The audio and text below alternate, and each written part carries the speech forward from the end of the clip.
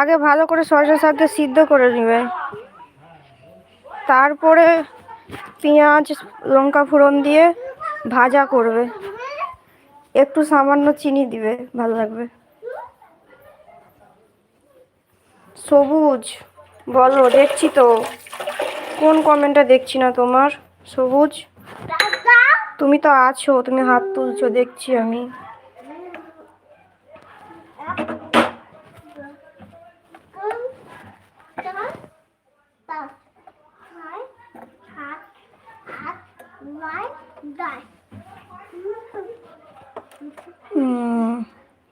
ঝাল করব, ও ঝাল করবে, আলু দিয়ে পেঁয়াজ কাঁচা লঙ্কা থাকলে কাঁচা লঙ্কা দিবে। চলো, যেমন পেঁয়াজ দিয়ে ঝাল করে পেঁয়াজকে আগে তুলে লঙ্কা ফোড়ন দিয়ে তুলবে, সেটা কিছু তো মশলা লাগে না ঝালে, এমনি পেঁয়াজ লঙ্কা নুন হলুদ।